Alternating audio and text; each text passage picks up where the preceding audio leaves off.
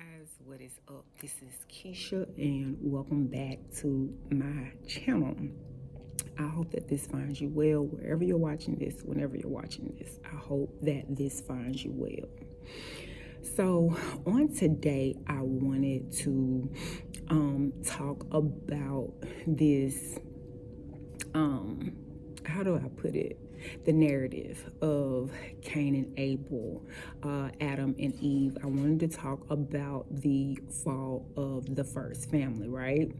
And my purpose of talking about that is because I want to take those historical narratives and relate them to the current times that we live in, right? Because as the old adage says, there is nothing new under the sun. Everything that you see, everything that is going on has already happened before. Somewhere, somehow, at some location on the globe, it's happened under the sun before. But anyway, what really prompted me to talk about this particular story is because my latest book that I wrote, How to Spot a Counterfeit Friend, I talk in depth about betrayal. I talk in depth about hatred and jealousy. And one thing I can say for certain is that we believe, I won't say we believe, it is so easy to kind of believe that evil doesn't exist in the world because we ourselves may not be experiencing it or have experienced it, but evil is definitely present in the world. So, now, let's look at the story of Cain and Abel, right? Now,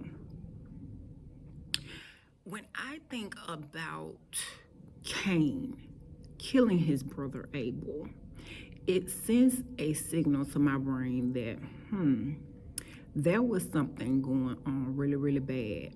There had to be something really, really wrong with that person, right? In order for him to do his blood relative like that, right? You have to be evil anyway to do anybody like that, let alone somebody in your own family. And so what that tells me is that the jealousy that Cain had towards Abel ran really deeply. And this is why it is very dangerous. It is in your own best interest to move with caution when you know that a person is jealous of you, right? And we don't like to think of our family members or somebody close to you being jealous.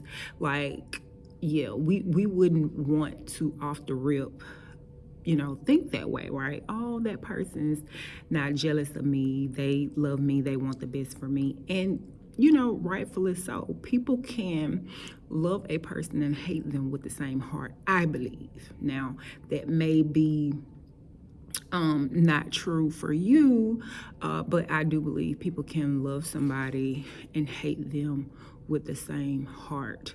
And in this case, I believe that Cain had a lot of mama wounds. And I'll tell you why I believe Cain had a lot of mama wounds. Like, Cain was the firstborn that we know of. He was the firstborn child to Adam and Eve, right? Now, we know theologically what it represents, but however, we're not going to analyze the story from a theological perspective. We are going to apply some narrative criticism, and we're just going to analyze it based on that particular research technique. Okay, now when I look at that story of the reasons why he Cain killed Abel, there was a lot of resentment. There was a lot of jealousy there. There was a lot of envy. Cain hated Abel because Abel got the approval. He got the praise. He got the celebration. And he more than likely got the affection, which is most important. He most likely got the affection from their mother Eve that he likely did not get. Because even looking at the story, it's almost as if, okay, you can do nothing right. You ain't nothing, you ain't gonna never be nothing. You should be more like your brother, or you should be more like your sibling. You see how he did this right. This is what you're supposed to do. And I'm almost certain, just reading the story, there was a lot of comparison. And so, because Cain was unlovable, Cain suffered a lot of rejection. Because if you read the story line by line, it is a lot of favoritism in that story. Eve never referred to Cain as her son. And you know, if a mother has a son, for some people, they can see that as a term of endearment. You know, when a mother says to her son, I need to tell you something, or son, you know, when she refers to him as her son instead of by his name, that is a level of affection that a mother has for her son. Now, if in this case, Mama Eve, and excuse me, I don't have my notes, so I'm trying to stay on point here. So I'm just doing it off the whim, off the top of my dome. So in the story,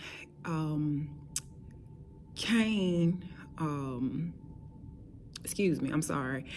Cain is referred to by his mother as I bore a man, or I raised a man. What you mean you bore a man, you raised a man? Where your husband? And that's what I don't like about this story. Where is your husband, ma'am? We already know that Daddy Adam didn't take no full responsibility in the first place. So now he just absent from the rest of the story. What was Adam? What was he doing? He was mighty quiet. He was quiet as it's kept. He was mighty quiet. So what you was doing? You was being a workaholic. Like, I mean, were you not helping to rear your son? But we're going to talk about Adam in another video. We ain't going to drag him in good fashion for being an absent parent, because he damn sure was absent from this story. Now, let's go on back over here to Mama Eve and Cain. It is my belief that Cain suffered a severe mother wound. And because his mother referred to him or treated him as a man instead of her son, with that same level of affection that she did with Abel, it is my belief he took away the one thing that she did love, and that was Abel. Like, if you can't love me, I'll take what you love from you. And because of the projected rejection that I believe that Cain felt, I believe that Cain killed his brother. Cain wasn't mad with Abel. Cain was mad with his mama. And I said all that to say is that when you are in a relationship, when you are dating, when you are seeing somebody, it is very important that you understand the relationship that he has with his mama. Everybody didn't have a great upbringing. Everybody didn't have a great childhood, right? Everybody has some level of trauma that come behind them four walls that they grew up in, right? So I'm not trying to minimize anybody's experience, nor paint this perfect picture that everybody has these perfect lives that they put on social media. That's not what I'm saying. But what I'm saying is when you are in the dating pool, when you are trying to seek out somebody, or when you get to that stage in your life where you're ready to cohabitate and coexist with somebody else, you make doggone sure you know what type of background they come from. Because it is my belief that the femicide issue is going to continue to get worse if we don't start vetting the people that we're choosing to be with. I know women right now that are in situations, in interactions with people who have deep mother wounds. And I'll say this much too. Let's just say if a person don't have a deep mother wound, then you could have somebody who don't respect other people. You can have somebody, if you notice somebody and they feel like a person is ownership, a person is property, you better run like you got lightning in your shoes. You better run. You better run. You better run, and you better not stop. Because that is going to throw you off of the trajectory of where you think you want to go with your life. Your life may even be on the line. It may cost you your life if you don't run like you got lightning in your shoes. Because a person that don't respect they mama, they ain't gonna respect you, baby. A person that does not respect their mama, they ain't gonna respect you. Don't look for them to respect you. A person that does not respect authority likely ain't gonna respect you. I ain't saying get nobody that's docile. I'm not saying that. But what I am saying that if somebody has the potential to disrespect somebody else, you're not an exception to the rule. And I believe in tying that into the story of Cain and Abel, she discounted how much her son really hated her. She didn't know how much her son hated her. He hated her so much, he killed somebody that loved him. Because little brothers always look up to their big brothers. You can say what you want. Little brothers always look up to their big brothers. And the fact that the big brother took out the little brother says a whole lot. So some attributes we're going to talk about in our next video. We're going to talk about some of Cain's attributes and what you should look for in a Cain. And understand this, baby. Cain just ain't no man. We got some female Cains running around here. We got to find a female name to name her. But yeah, we got some female Cains running around here. Quiet as it's kept. But we're going to talk about some of those things in our next video. And I look forward to talking more about the attributes of Cain, and so what you can look out for in the next video.